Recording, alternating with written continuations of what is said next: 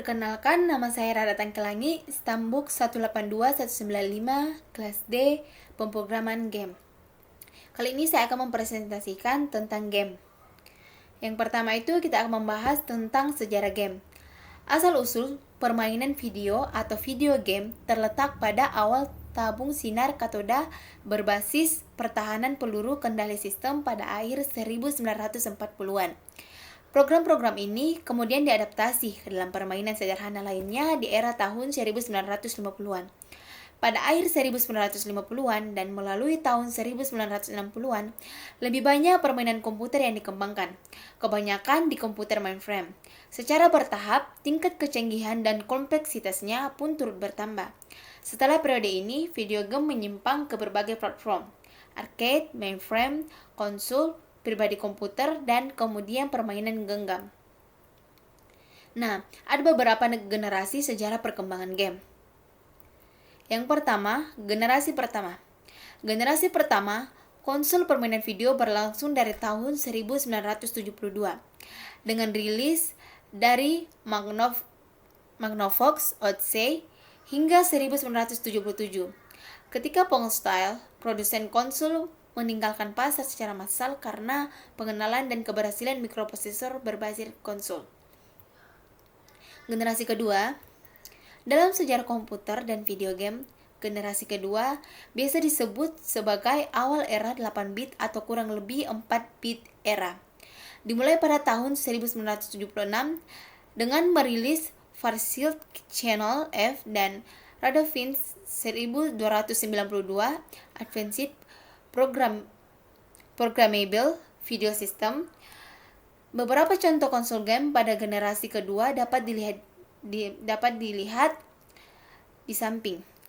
Dari Kika ada Fairchild Channel F, Atari 2600, Magnavox Odyssey versi 2, dan Atari 5200.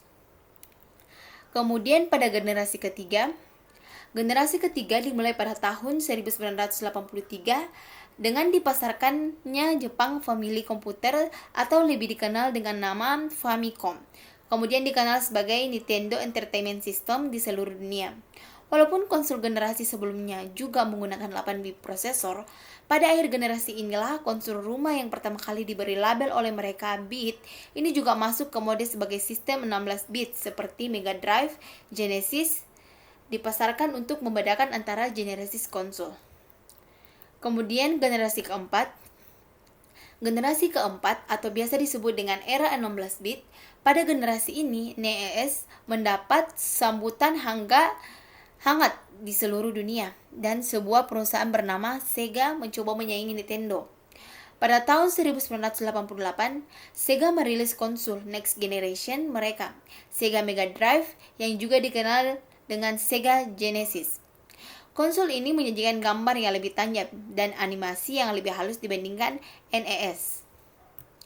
Kemudian generasi kelima atau disebut juga dengan era konsol 32-bit, di mana konsol game yang paling populer pada generasi ini adalah Sony PlayStation. Kemudian generasi keenam ini ditandai dengan munculnya konsol-konsol game Next Generation dari masing-masing perusahaan seperti Sony, Sega, Nintendo, serta munculnya satu lagi konsol game baru yang diluncurkan oleh Microsoft yang diberi nama Xbox. Peran konsol game ini akhirnya mengakibatkan jatuhnya perusahaan konsol Sega yang tidak dapat lagi meneruskan konsol Next Generation, Dreamcast mereka, dan lebih memilih untuk berkonsentrasi di bidang pembuatan game konsol. Kemudian generasi ketujuh. 3 perusahaan konsol terbesar, Sony, Nintendo, dan Microsoft, mengeluarkan kembali konsol Next Generation mereka keluaran terbaru. Sony mengeluarkan konsol Next Gen yang diberi nama PS3, PlayStation 3, lalu Nintendo dengan Nintendo Wii, kemudian Microsoft dengan Xbox 360. Pada generasi ini, semakin dikembangkan sistem permainan online atau permainan yang melibatkan banyak pemain yang terhubung dengan konsol mereka, dan semakin ditinggalkannya permainan single player. Kemudian di generasi ke-8, Sony merilis konsol handheld penerusnya yang dinamakan PlayStation Vita. PS Vita mengusung layar OLED 5 inci dan menghadirkan koneksi Wi-Fi. Wii U lahir setahun setelah NDS muncul. Namun, sayangnya penjualan sangat buruk. Sony kembali melahirkan PlayStation 4 yang hadir dengan teknologi super keren dan juga pemanfaatan resolusi Full HD. Microsoft pun gak mau kalah dengan mengeluarkan Xbox X One. Setelah kegagalan Wii U, Nintendo kembali melahirkan konsol gaming. Nah, itu adalah sejarah perkembangan game. Selanjutnya kita masuk ke dalam jenis-jenis game. Yang pertama, ada konsol game. Konsol permainan adalah sebuah mesin elektronik yang dirancang khusus untuk memainkan permainan video. Ada beberapa jenis konsol game, diantaranya Nintendo Switch Lite, dan Sony PlayStation 5. Selanjutnya yaitu PC game. PC game memiliki keunggulan dibandingkan device lainnya karena fitur hardware dan software PC seperti RAM, Random Access Memory, prosesor dapat terus diganti dan di-upgrade.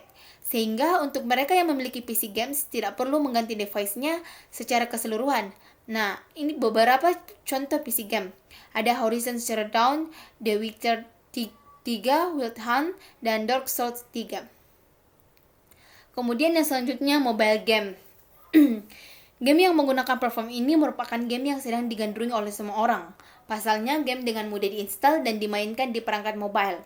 Game pada mobile ini juga terbagi menjadi dua lagi, yaitu game yang dapat dimainkan secara offline maupun secara online. Contoh game yang populer ialah Mobile Legends. Nah, selanjutnya kita akan masuk ke dalam genre game. Ya, yang pertama yaitu action. Game yang memerlukan refleks, akurasi, serta waktu yang tepat untuk menyelesaikan tantangan.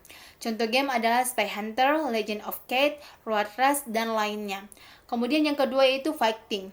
Game ini merupakan pertarungan yang membutuhkan skill dalam mengenali kelebihan lawan dan menghafal jurus-jurus. Contoh game adalah Street Fighter, Mortal Kombat, King of Fighter, dan lainnya. Kemudian yang ketiga adalah racing. Game ini membutuhkan keterampilan mengemudi dalam dunia game untuk memenangkan suatu kompetisi balapan. Contoh game adalah Need for Speed, Juice, dan lainnya. Sports.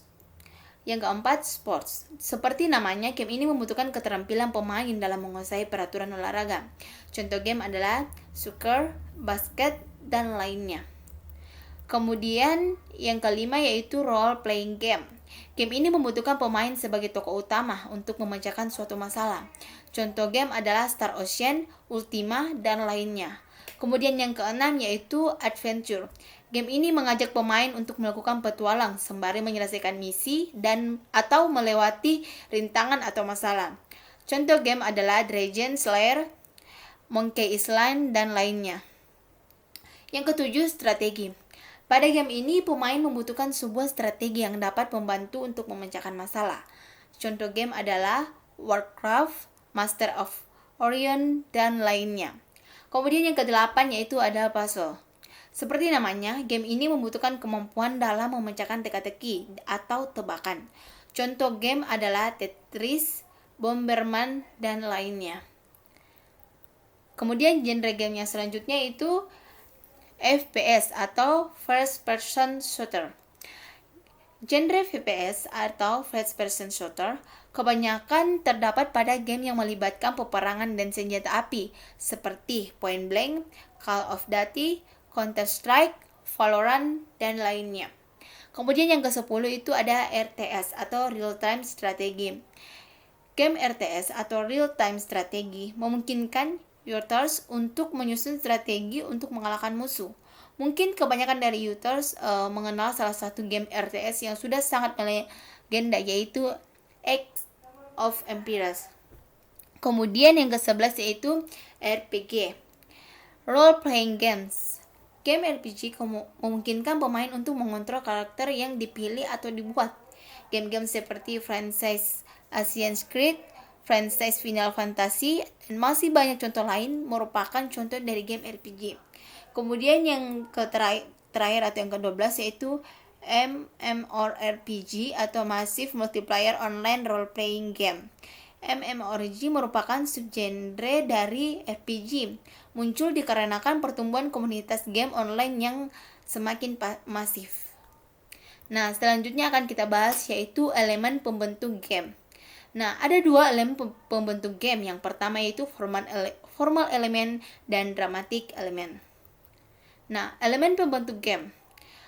Yang pertama, formal element adalah elemen-elemen yang membentuk struktur game. Tanpa adanya elemen ini, sebuah game belum bisa disebut game.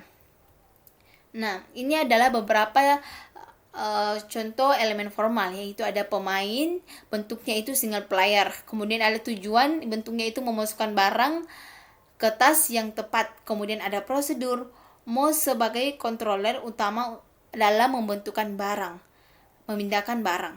Kemudian ada aturan, nyawa berkurang jika salah memasukkan ke tas. Game over jika nyawa habis atau waktu habis dengan tas belum berisi penuh semuanya. Menang jika semua tas terisi penuh. Sumber daya, waktu, dan nyawa. Konflik, pemain harus memasukkan semua barang ke tas sebelum waktu habis. Waktu sebagai rintangan. Batasan, ruang permainan, dan objek yang dapat dipindahkan. Hasil, skor, dan status atau pangkat pemain. Kemudian ada elemen dramatic element. Menurut Tashy, ada 4 elemen dramatis dalam sebuah game. Di antaranya tantangan, hampir serupa dengan konflik, yaitu hambatan yang dialami karakter player dalam mencapai goals. Dasar pemikiran, unsur nilai-nilai landasan berpikir, dan realitas. Kemudian ada moral, sebab akibat yang ada dalam game. Cerita adalah rangkaian peristiwa, bisa berawal dari kejadian nyata, non-fiksi, ataupun tidak nyata, fiksi, yang dimasukkan dalam game. Dramatic ARC, efek dramatik yang membuat player merasakan sisi emosional ketika bermain game. Nah, yang terakhir yaitu sistem dynamic element. Ada 4 yang dibahas, yaitu behaviors, object, properties, dan relationship.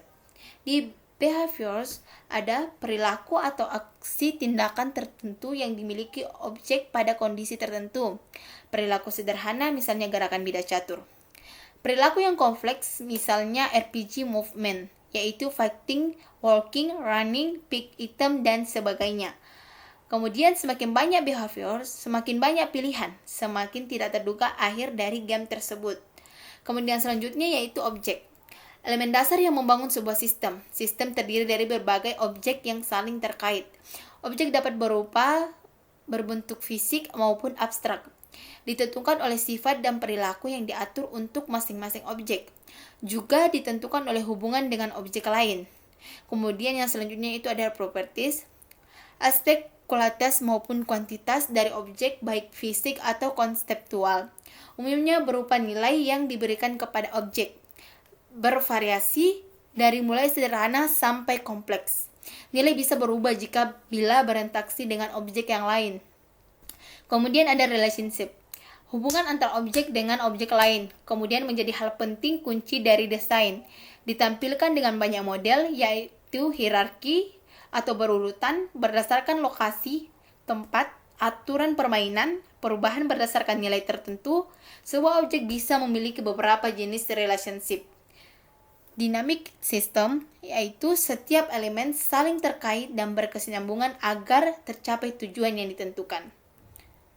Demikian presentasi yang saya sampaikan. Terima kasih.